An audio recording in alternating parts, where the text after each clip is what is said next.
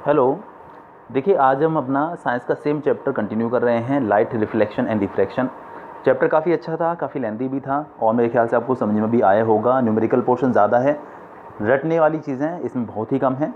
ठीक है, देखिए हमने यहाँ तक स्टडी कर लिया था कि कॉनकेव और कॉन्वेक्स लेंसेज में जो लाइट रेज जब किस तरीके से पास आउट होती हैं तो क्या डेविएशन होता है, किस बात पर वो मुड़ जाती हैं, ये हमने पढ़ लिया था। ये बात आपको याद ही होगी कि अगर ऑप्टिकल सेंटर से कोई भी लाइट रे जाती है तो उसमें कोई भी डेविएशन नहीं आता है, ये बात आपको याद होगी। ठीक है, देखिए सबसे पहले हम लोग पढ़ रहे हैं कॉन्वेक्स लेंस के केसेस। मैंने आपको शायद से पहले भी बताया होगा कि कॉन्वेक्स लेंस के थ्रू जो इमेजेस बनती हैं वो ऑलमोस्ट सेम काइंड की होती हैं जैसे कि कॉनकेव मिरर के थ्रू बनती हैं। ठीक है ना, जैसे था ना 6 केसेस थे, उनमें से 5 केसेस में इमेज रियल और इन्वर्टेड थी, एक केस में जो इमेज थी वो वर्चुअल और इरेक्ट थी। तो वही केस देखिए यहाँ पर भी है। यहाँ पर भी टोटल आपको 6 केसेस मिलेंगे और उन 6 केसेस में से 5 केसेस में इमेज रियल और इन्वर्टेड होगी। देखिए अगर इमेज रियल है तो इन्वर्टेड तो होती ही होती है, इसमें ऐसा कुछ स्पेशली कुछ स्पेसिफाई करने की ज़रूरत नहीं है, वो हमेशा ऐसा फैक्ट ही है। और अगर वर्चुअल है तो इरेक्ट होती है। डिफरेंसेस आपको याद होंगे, रियल इमेज और वर्चुअल इमेज में डिफरेंसेस क्या होते हैं। रियल इमेज होती है the image which can be taken on the screen, virtual image होती है the image which can not be taken on the screen. Real image जो होती है उसमें लाइट रेज एक्चुअली मीट करती हैं। ठीक है ना, in the formation of the real image the light rays actually meet, और in the formation of the virtual image light rays appear to meet. Real image is always inverted and virtual image is always erect. ठीक है ना, और ये आप differences लिख सकते हैं उनमें। ठीक है, चलिए तो इसके बाद देखिएगा हम इमेज फॉर्मेशन करने वाले हैं फॉर द कॉन्वेक्स लेंस के लिए। तो देखिए सबसे पहला case, when the object is at infinity. देखिए मैंने शायद आपको बताया होगा कि यहाँ पर हम लोग लेंस के केस में सेंटर ऑफ कर्वेचर को C से ना लिख के 2F से लिख देते हैं। ठीक है ना, तो दोनों साइड होते हैं, दो सेंटर ऑफ कर्वेचर होते हैं क्योंकि इसमें दो सरफेसेस होते हैं, एक ये वाला भी है और एक ये वाला भी है। तो इस वाले सरफेस के लिए सेंटर ऑफ कर्वेचर इस तरफ को मिलेगा और इस वाले सरफेस के लिए, क्योंकि देखिए ऐसा राउंड होगा, इस तरीके से बनेगा राइट, तो इसका सेंटर ऑफ कर्वेचर जो होगा इस वाले सरफेस का वो इस साइड को होगा। तो यहाँ पर सेंटर ऑफ कर्वेचर को C से ना लिखकर 2F से लिख दिया जाता है। ये इसका फर्स्ट फोकस है F1, ये 2F1, इधर हो गया F2 और यहाँ पर 2F2। तो देखिए पहला case, when the object is at infinity.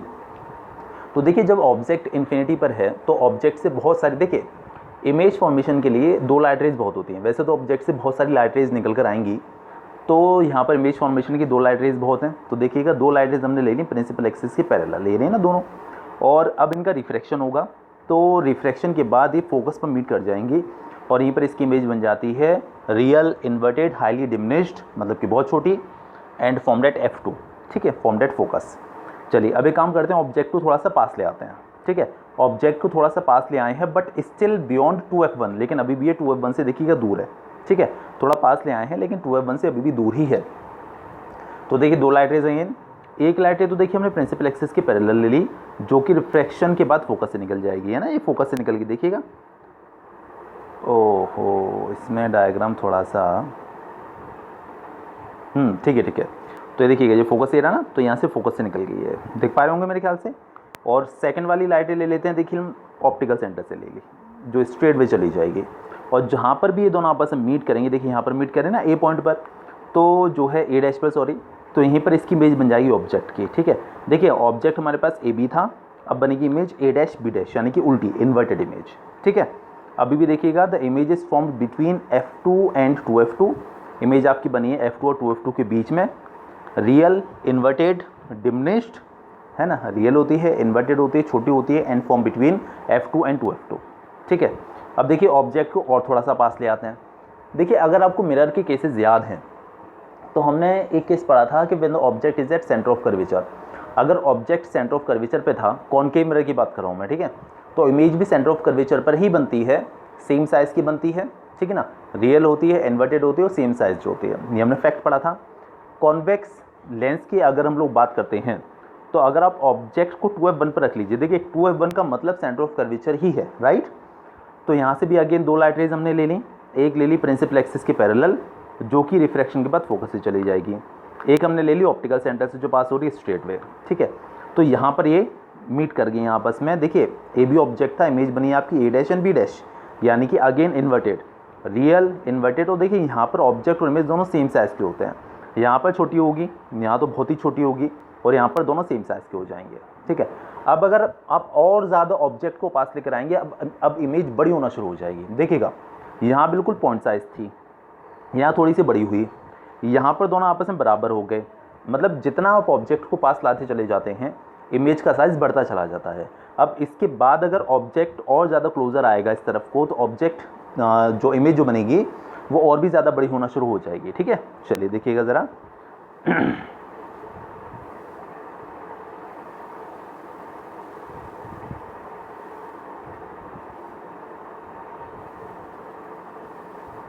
हाँ जी, अब देखिएगा ऑब्जेक्ट को और पास लेकर आते हैं। अब हम कहाँ पर ले आएंगे इसको, जैसे अभी हमारा सेंटर ऑफ कर्वेचर पर यानी कि 2f1 पर था ना, अब ऑब्जेक्ट आ जाएगा 2f1 और f1 के बीच में। देखिएगा 2f1 और f1 के बीच में हमारा ऑब्जेक्ट है। ठीक है, दिख रहे हैं ये रहा। चलिए अगेन दो लाइट रेज, इमेज फॉर्मेशन की दो लाइट रेज बहुत होती हैं। तो देखिए एक हमने ले ली प्रिंसिपल एक्सिस के पैरेलल जो कि रिफ्रैक्शन के बाद फोकस से निकल गई। ठीक है, और एक हम ऑप्टिकल सेंटर से ले लेते हैं। ये तो हमारे लिए थोड़ा सा कन्वीनियंट रहता है, बस स्ट्रेट वे उसको निकाल दीजिए, उसमें डेविएशन नहीं आता। जैसा कि मैंने पहले बताया था कि अगर कोई भी लाइट रे ऑप्टिकल सेंटर से पास होती है सो इट डजंट डेविएट, वो डेविएट नहीं होती है। ठीक है, तो देखिए यहाँ पर ये दोनों आपस में मीट कर रही हैं। देखिएगा ज़रा 2f2 के बियॉन्ड, और अब आप देखिए इमेज बड़ी हो चुकी है ऑब्जेक्ट कंपेरेटिवली। ठीक है, बस यही बात है, जितना ऑब्जेक्ट क्लोजर आता चला जा रहा है इमेज का साइज बढ़ता चला जा रहा है। ठीक है, तो देखिएगा the image is formed beyond 2f2, 2f2 से दूर बनती है, real, inverted and magnified. Magnified मतलब कि एनलार्ज्ड, यहाँ पर इमेज बड़ी हो जाती है ऑब्जेक्ट की साइज से। ठीक है, चलिए इसके बाद देखते हैं हम आगे।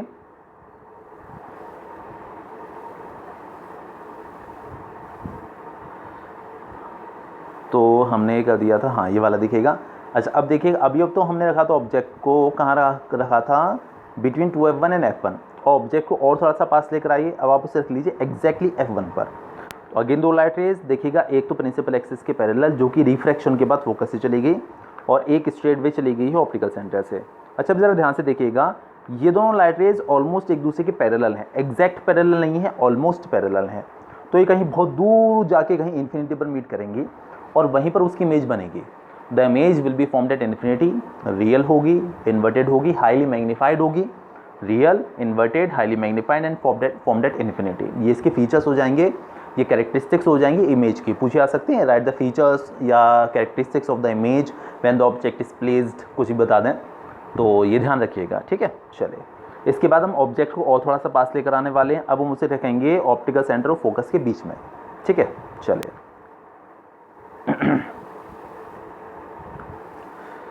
तो फोकस और ऑप्टिकल सेंटर के बीच में इसको हमने रख दिया। देखिएगा दो लाइट रेज अगेन, एक ऑप्टिकल सेंटर से पास कर लेते हैं, एक पैरेलल लाते हैं प्रिंसिपल एक्सिस के और उसे रिफ्लेक्शन करा के फोकस से निकाल देते हैं। देखिए ये दोनों लाइट रेज एक दूसरे से डाइवर्ज होती जा रही हैं, दूर होती जा रही हैं, है ना। देखिएगा बिल्कुल एक दूसरे से दूर होती चली जा रही है ना, तो ये कहीं भी इस साइड कहीं भी मीट नहीं करने वाली किसी भी हाल में।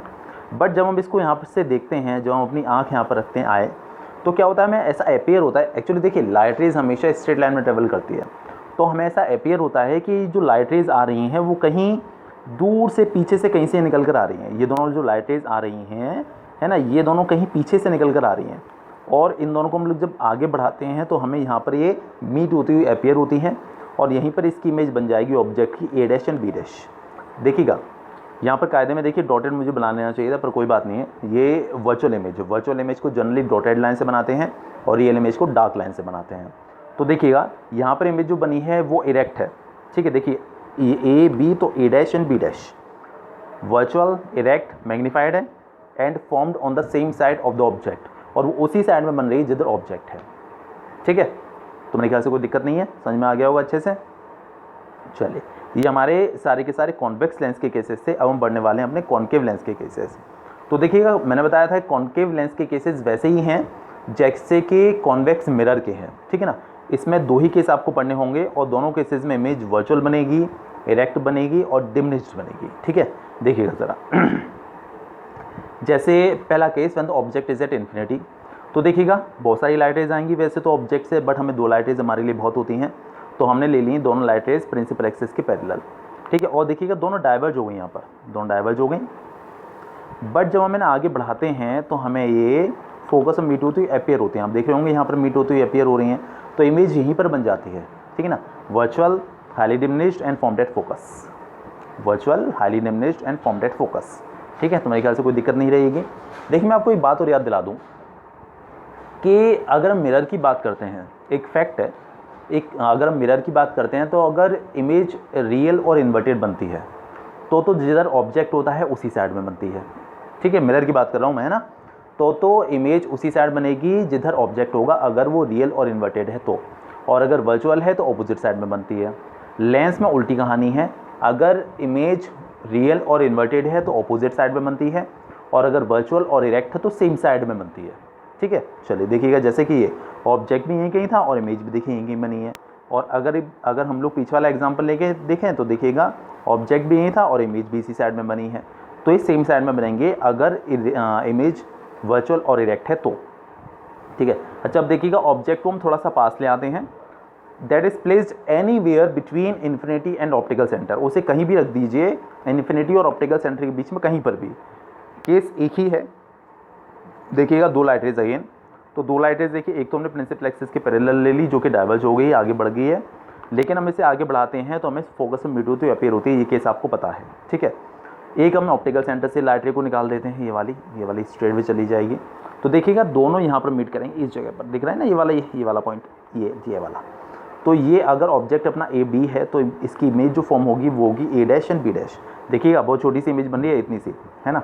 तो virtual, erect, diminished and form between focus and optical centre always, image हमेशा फोकस और ऑप्टिकल सेंटर के बीच में बनेगी। अगर ऑब्जेक्ट कहीं पर भी है बिटवीन इन्फिनिटी और ऑप्टिकल सेंटर, ऑब्जेक्ट को आप कहीं पर भी रख लीजिए, लेकिन जो इमेज बनेगी that will be form between focus and optical centre always, ठीक है।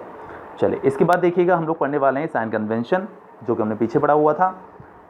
इसका साइन कन्वेंशन मिरर के साइन कन्वेंशन से थोड़ा सा डिफर है, ज़्यादा नहीं है, बस थोड़ा सा। देखिए पहला तो मिरर, जैसे हमने वहाँ पर मिरर फॉर्मूला पढ़ा था, यहाँ पर आपके पास लेंस फॉर्मूला है। मिरर फॉर्मूला था 1/f = 1/b + 1/u, और यहाँ पर बीच में बस माइनस आ गया है, -1/u। 1/f = 1/b - 1/u। बाकी सब कुछ वही है कि अगर आप इस साइड जाएंगे तो आपको नेगेटिव लेना है, इस साइड जाएंगे तो पॉजिटिव लेना है, ऊपर आपको पॉजिटिव लेना है, नीचे आपको नेगेटिव लेना है, बाकी सेम केसेस वही हैं, ठीक है, कुछ भी नया नहीं है। और फोकल लेंथ जो होती है रेडियस ऑफ कर्वेचर की हाफ होती है, या फिर आप ये कह लीजिए कि जो radius of curvature focal length का डबल होता है, ठीक है। तो एक ही मैटर हुआ दोनों का, ठीक है। अच्छा एक बात और देखिए, मैं आपको रटने वाली बता दूं। देखिए पहली बात तो ये कि ऑब्जेक्ट को हम हमेशा लेफ्ट में रखते हैं, चाहे मिरर लें चाहे लेंस लें, तो यू तो हमेशा नेगेटिव लेना ही लेना है, ठीक है ना, यू तो हमेशा नेगेटिव होगा ही होगा। इसके अलावा एक चीज़ और मैं आपको बताऊँगा, देखिए ये बात हम बहुत अच्छे से डिस्कस कर चुके हैं कि लेफ़्ट साइड, अगर इस ऑप्टिकल सेंटर के लेफ़्ट साइड में कोई चीज़ है तो नेगेटिव है, राइट में है तो पॉजिटिव है, ठीक है। देखिए एक बात याद रख लीजिए कि यहाँ पर वैसे अगर देखा जाए तो यहाँ पर फोकस दोनों तरफ होते हैं, है ना, लेफ्ट में भी होता है राइट में भी होता है। तो हम फोकल लेंथ को क्या लें, नेगेटिव लें या फिर पॉजिटिव लें। जैसे मिरर में तो सिर्फ एक फोकस होता था, यहाँ पर दोनों तरफ हैं। तो देखिए आप एक चीज़ याद रखिए, पहली बात तो ये कि अगर कॉन्केव मिरर है आपके, कॉन्केव लेंस है, बात कर रहा हूँ कॉन्केव लेंस की, अगर कॉन्केव लेंस है तो उसकी फोकल लेंथ आपको नेगेटिव लेकर चलनी है, ये रट लीजिए आप, ठीक है ना, ये रटने वाली चीज़ है, या आप रट लीजिए कि कॉन्केव लेंस के केस में फोकल लेंथ नेगेटिव लेकर चलनी है और कॉन्वेक्स लेंस के लिए फोकल लेंथ पॉजिटिव लेकर चलनी है। ये बात आप याद रख लीजिए, ठीक है। क्या बोला मैंने, कॉन्केव लेंस के लिए आपको फोकल लेंथ नेगेटिव लेकर चलनी है और कॉन्वेक्स के लिए फोकल लेंथ पॉजिटिव लेकर चलनी है, ठीक है। चलिए ये बातें आप याद रख लीजिएगा, बाकी ऐसा कुछ खास नहीं बोलूँगा मैं याद करने के लिए। इसके बाद देखिएगा वही मैग्नीफिकेशन या फिर लीनियर मैग्नीफिकेशन, वही पुरानी डेफिनेशन है, the ratio of the height of the image to the height of the object. देखिए बुक में कई जगह आपको H' मिलेगा, इसीलिए हमने यहाँ पर भी H' ही लिख लिया है। तो पजल मत होइएगा, मैं HI HO करके इसीलिए समझा रहा हूँ ताकि आपको समझ में आ जाए कि HI is the height of the image and HO is the height of the object, ठीक है। तो the ratio of the height of the image to the height of the object is set to the magnification और linear magnification. और magnification के देखिए वहाँ पर भी दो फॉर्मूलाज थे, पहला फॉर्मूला तो यही था HI/HO और दूसरा फॉर्मूला था -V/U। यहाँ पर होता है ओनली V/U, यहाँ पर माइनस नहीं आता, सिर्फ V/U होता है। तो देखिएगा एक रिलेशन भी हमारे पास आ गया, मैग्नीफिकेशन का फॉर्मूला ये भी है और मैग्नीफिकेशन का फॉर्मूला ये भी है। तो इनडायरेक्टली आप ये कह सकते हैं कि HI/HO की जो वैल्यू है that is equal to V/U। तो एक आपके पास एक एक्स्ट्रा फॉर्मूला हो गया जो आप याद कर लीजिएगा, जो आपको बड़ा ही काम आएगा, ठीक है। चलिए इसके बाद हम लोग बढ़ते हैं आगे, मैं आपको कुछ फैक्ट्स याद दिला दूं, कुछ फैक्ट्स बता दूं वापस से। कि अगर मैग्नीफिकेशन ग्रेटर देन 1 है, लेसर देन 1 है, तो कौन से कंडीशंस, कौन से केसेस बनेंगे। ठीक है, हालांकि वही पुराने वाले ही सारे केसेस हैं, कुछ नया है नहीं। तो देखिएगा, मैं आपको याद दिलाता हूँ, शायद आपको पुराने वाली चीज़ भी याद आ जाए अच्छे से, तो बहुत अच्छी बात रहेगी। देखिए, अगर हम लोग 5 में मान लीजिए 4 का डिवाइड करते हैं, तो आपको मिलेगा 1.25, यानी कि 1 से बड़ा।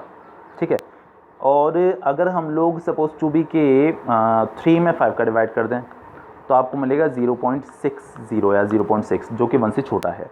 आई मीन टू से, अगर किसी भी फ्रैक्शन में न्यूमरेटर बड़ा है, डेनोमिनेटर छोटा है, ये बात मैंने पहले भी बताई हुई है। तो अगर किसी भी फ्रैक्शन में न्यूमरेटर बड़ा है और डेनोमिनेटर छोटा है, तो न्यूमरेटर की वैल्यू अगर डेनोमिनेटर से छोटी है, तो क्या होगा कि वहाँ पर वैल्यू जो सॉल्व होकर आती है वो डेसिमल में जब हम उसे लिखते हैं तो 1 से बड़ी निकल कर आती है वो। तो अब देखिएगा ज़रा, जैसे मान लीजिए हमने मैग्नीफिकेशन का जो फॉर्मूला पढ़ा है वो पढ़ा है हमने HI/HO। ठीक है, तो अगर HI/HO से ज़्यादा है, मतलब कि जो साइज़ ऑफ द इमेज है वो साइज़ ऑफ द ऑब्जेक्ट से ज़्यादा है, तो उस केस में मैग्नीफिकेशन ग्रेटर देन 1 आएगा। अगर ये बड़ा है, ये छोटा है, ठीक है, तो उस केस में मैग्नीफिकेशन ग्रेटर देन 1 आएगा। तो अगर मैग्नीफिकेशन की वैल्यू ग्रेटर देन 1 निकल कर आए, तो आप सिंपली समझ सकते हैं कि वो कहना चाह रहे हैं कि यहाँ पर इमेज एनलार्ज्ड है, इमेज का साइज़ ऑब्जेक्ट के साइज़ से बड़ा है। ठीक है, चलिए इसके बाद अगर हम उल्टा केस देखें, अगर HI/HO से छोटा हो जाता है, तो उस केस में मैग्नीफिकेशन लेसर देन 1 निकल कर आता है, यानी कि जो इमेज है वो ऑब्जेक्ट के साइज से छोटी है। अगर मैग्नीफिकेशन आपको लेसर देन 1 मिलता है, तो आप समझ जाइएगा कि जो इमेज का साइज़ है वो ऑब्जेक्ट के साइज से छोटा है। और अगर ये इक्वल टू 1 निकल कर आता है, तो इक्वल टू 1 आने का मतलब ये है कि दोनों ही सेम साइज़ के हैं, जितनी ऑब्जेक्ट का साइज़ या फिर जितनी ऑब्जेक्ट की हाइट उतनी ही इमेज की हाइट। ये चीज़ ज़रूर याद रखिएगा। इसके अलावा देखिए, हम साइन के बारे में बात कर लेते हैं, जैसे मैं आपको समझाता हूँ। देखिए, हमने डिस्कस किया था जब हम कॉन्वेक्स लेंस के बारे में बात कर रहे थे, तो उसमें 5 केसेस में इमेज रियल और इन्वर्टेड बनती है। ठीक है, इन्वर्टेड यानी कि उल्टी, नीचे की साइड। तो देखिए, अगर कोई भी इमेज नीचे की साइड बन रही है, तो हम HI नेगेटिव लेकर चलते हैं ना, तो क्या होगा कि अगर मैग्नीफिकेशन हम निकालेंगे तो ये नेगेटिव आएगा। उस केस में मैग्नीफिकेशन की वैल्यू नेगेटिव निकल कर आएगी।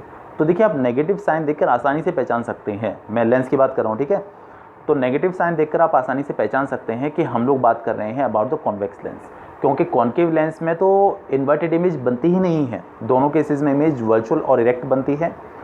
जो कॉन्वेक्स लेंस है, कॉन्वेक्स लेंस के 6 केसेस थे, उनमें 5 केसेस में इमेज रियल और इन्वर्टेड बनी थी। तो अगर इमेज इन्वर्टेड बन रही है, तो आप इजीली रिकॉग्नाइज कर सकते हैं कि कहा जा रहा है कि हमसे कि कॉन्वेक्स लेंस है वो। ठीक है, अगर मैग्नीफिकेशन नेगेटिव आता है तो। और सुनिए, अगर पॉजिटिव आता है, तो पॉजिटिव आने का मतलब इमेज है इरेक्ट और वर्चुअल।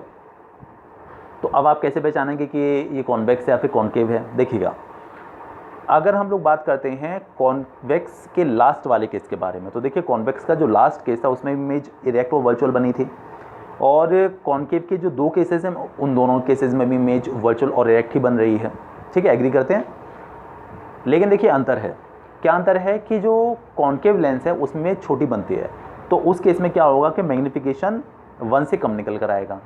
ठीक है, और जो कॉन्वेक्स लेंस का लास्ट केस है वहाँ पर इमेज एनलार्ज बनती है, बड़ी बनती है, तो उस केस में मैग्नीफिकेशन 1 से बड़ा निकल कर है। देखिए, मैं आपको बात बता रहा हूँ तो आपको ना इमेजिन करता जाना, अच्छा इसके बारे में कहा जा रहा है, अच्छा इसके बारे में कहा जा रहा है। ठीक है ना, और देखिए, जब आप इसके नोट्स लिख लेंगे उसके बाद फिर से वीडियो देखिएगा, फिर देखिएगा अच्छा मैग्नीफिकेशन यहाँ पर, अच्छा यहाँ पर इमेज ग्रेटर देन 1 है, यहाँ पर लेसर देन है, तो इस बारे में बात कही गई है। ठीक है ना, तो जिससे कि सारा कन्फ्यूजन खत्म हो जाए, और फिर भी कन्फ्यूजन रहे तो वापस से मुझे बताइएगा। हाँ, तो मैं क्या बोल रहा था कि कॉन्वेक्स लेंस के केस में भी इमेज वर्चुअल इरेक्ट बनी थी, और कॉन्केव में तो दोनों केसेस में इमेज वर्चुअल और इरेक्ट बनती ही है। लेकिन अंतर क्या है कि वहाँ पर मतलब उन दोनों केसेस की अगर हम लोग बात करते हैं तो मैग्नीफिकेशन आएगा पॉजिटिव ही, क्योंकि इमेज इरेक्ट है, सीधी है। ठीक है ना, लेकिन अगर कॉन्वेक्स लेंस होगा तो वहाँ पर मैग्नीफिकेशन 1 से ज़्यादा आएगा, क्योंकि इमेज वहाँ पर बड़ी बनती है। तो अगर आपको बोल दिया जाए कि मैग्नीफिकेशन पॉजिटिव है तो कौन सा लेंस है, तो आपको बताना है कि कोई भी हो सकता है, कॉन्केव भी हो सकता है, कॉन्वेक्स भी हो सकता है। ठीक है ना, लेकिन उन्होंने बोल दिया है कि अगर मैग्नीफिकेशन +2 है, ठीक है ना, तो प्लस होने का मतलब है कि सीधी इमेज, और 2 होने का मतलब है कि 1 से बड़ा हो गया ना ये 2, तो मतलब इमेज बड़ी है ऑब्जेक्ट से, यानी कि वो कॉन्वेक्स का लास्ट वाला केस है। ठीक है, तो उस केस में कॉन्वेक्स लेंस है। और अगर उन्होंने बोल दिया है कि 1 से छोटा है, सपोज टू बी 0.5, तो अब आप समझ जाएगा कि ये जो है कॉन्केव लेंस की बात कर रहे हैं, उनमें से किसी 2 केसेस के बारे में बात कर रहे हैं। ठीक है, तो बस ये था। इसके बाद समझिएगा ज़रा आगे पावर ऑफ द लेंस।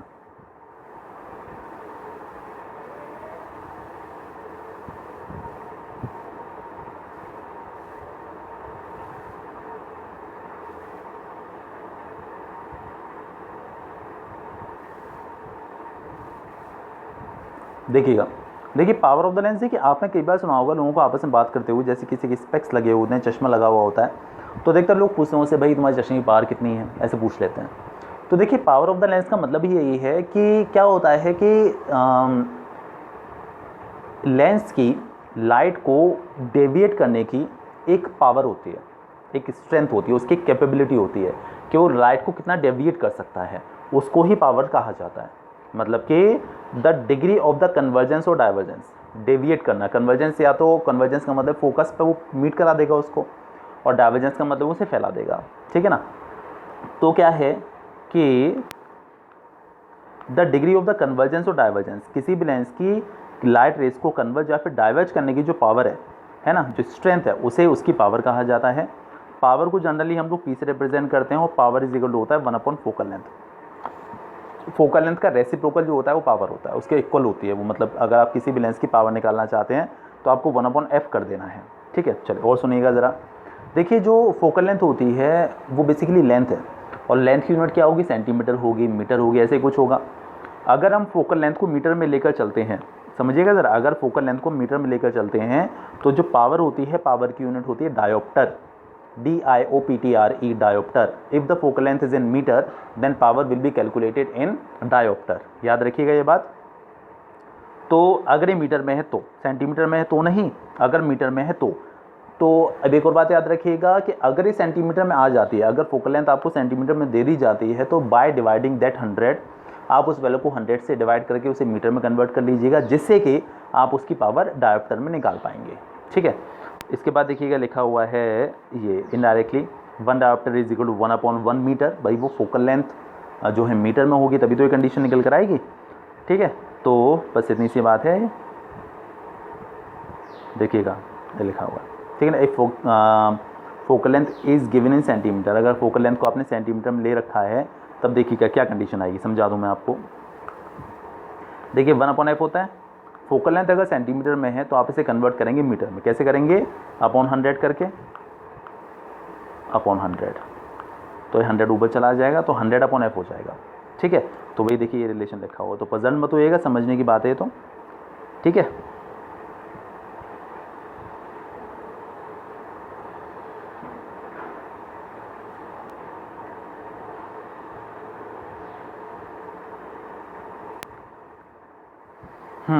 चलिए और देखिएगा ज़रा आगे। देखिए मैंने आपको एक बात बोली थी अभी, जो शायद से याद होगी आपको, कि आपको कॉन्केव लेंस की जो फोकल लेंथ है उसे नेगेटिव लेकर चलना है, भले मैं बोला था ना आपको ये बात। तो अब देखिएगा, क्योंकि जो पावर है वो 1/4 फोकल लेंथ होती है, तो अगर हम कॉन्केव लेंस की बात करते हैं तो आप कॉन्केव लेंस की फोकल लेंथ को नेगेटिव लेकर चल रहे हैं, तो अगर ये नेगेटिव होगी तो पावर भी तो नेगेटिव ही निकल कर आएगी। समझ पा रहे हैं ना मेरे कहने का मतलब, कि अगर कॉन्केव लेंस आप लेके चलेंगे तो उसकी पावर भी नेगेटिव होगी, और कॉन्वेक्स लेंस की जो पावर होगी पॉजिटिव होगी। ये बात याद रखिएगा, कॉन्वेक्स लेंस जैसे ये वाला, ठीक है, जो कि लाइट रेज को कन्वर्ज करता है उसकी पावर पॉजिटिव होती है, और जो कॉन्केव लेंस है मतलब जो लाइट रेज को डाइवर्ज करता है उसकी पावर नेगेटिव होती है। आपने कई बार लोगों से सुना होगा, वो चश्मे के बारे में जब बात करते हैं, स्पेक्स के बारे में बात करते हैं, तो बोलते हैं मेरी तो पावर -5 है। तो माइनस, जैसे ही वो माइनस बोले आप समझ जाइएगा कि उसकी आँख के चश्मे में जो है कॉन्केव लेंस यूज़ किया गया है। ठीक है, कॉन्केव लेंस। और अगर पॉजिटिव पावर है तो आप समझ जाइएगा कि उसके चश्मे में जो है कॉन्वेक्स लेंस यूज़ किया गया है। ठीक है, एक और बात याद रखिएगा कि कॉन्केव लेंस को यूज़ किया जाता है। देखिए अगर मैं बोलता हूँ ना कॉन्केव, तो आप डायग्राम दिमाग में याद कर लिया, अगर ऐसे कॉन्केव ऐसा वाला है। ठीक है, तो जिन पर्सन की पास की आंखें तो ठीक होती हैं, दूर की आंखें मतलब पास की नज़र ठीक होती है, दूर की नज़र कमज़ोर होती है, ठीक है ना, तो उसे बोलते हैं मायोपिया। तो क्या होता है, उसे शॉर्ट साइटेडनेस भी बोला जाता है या फिर मायोपिया भी बोला जाता है। आगे नेक्स्ट चैप्टर में हालांकि आएगा, लेकिन अब बात शुरू हुई इससे मैं आपको समझा दे रहा हूँ कि मायोपिया है अगर किसी पर्सन को, मतलब कि शॉर्ट साइटेडनेस है, पास की चीज़ें अच्छे से दिखती हैं, दूर की नहीं दिख पाती हैं, तो उसे अपने आँख के चश्मे में यूज़ करना होता है कॉनकेव लेंस, ठीक है ना, कॉनकेव लेंस याद रखिएगा, मायोपिया में कॉनकेव लेंस होता है। तो जिन लोगों की पावर, चश्मे की पावर नेगेटिव है, तो आप समझ जाइएगा इसे पास का तो अच्छे से दिखेगा, दूर का नहीं दिखेगा, ठीक है। और जिन पर्सन को फार साइटेडनेस होती है, जिसे हाइपरमेट्रोपिया भी कहा जाता है, उस पर्सन को जो है पास का अच्छे से नहीं दिखता, दूर का अच्छे से दिखता है, और उसको अपने चश्मे में यूज़ करना पड़ता है कॉन्वेक्स लेंस, और उसकी पावर पॉजिटिव होती है, ठीक है। चलिए इसके बाद समझिएगा ज़रा आगे। देखिए कई बार क्या होता है कि कई सारे लेंसेज को हम कंबाइन करके बना देते हैं एक बड़ा लेंस, एक लेंस फिर दूसरा, फिर तीसरा, फिर चौथा, बहुत सारे लेंसेज को आपस में जोड़ दिया जाए, अगर आपस में कांटेक्ट में रख दिया जाए, तो अगर उनकी टोटल पावर हम लोग निकालें, तो आप उनकी जितनी भी सारी इंडिविजुअल पावर्स हैं सबको ऐड कर दीजिए। जैसे आप टोटल पावर पी पता करना चाहते हैं, तो पी की वैल्यू आ जाएगी P1 + P2 + P3 and so on dot dot dot, सारी पावर्स को आप प्लस कर दीजिए और आपको टोटल पावर पता चल जाएगी। ये बात ज़रूर ध्यान रखिएगा कि अगर कोई कॉन्वेक्स है, कोई कॉन्केव है, तो उनकी साइन के अकॉर्डिंगली आपको उन्हें लेकर चलना है। जैसे अगर कॉन्केव है तो नेगेटिव लेकर चलिएगा, कॉन्वेक्स है तो पॉजिटिव लेकर चलिएगा, फिर टोटल आप सबको प्लस कर देंगे तो आपको उनकी टोटल पावर पता चल जाएगी, ठीक है। यही सब कुछ इस चैप्टर में था। इसके बाद देखिएगा, वैसे तो हालांकि हमारे पास बहुत सारा काम है करने के लिए, लेकिन मैं सोच रहा था कि एक वीडियो में इसके न्यूमेरिकल्स और समझा देता, क्योंकि न्यूमेरिकल्स बड़े ही पूछे जाते हैं।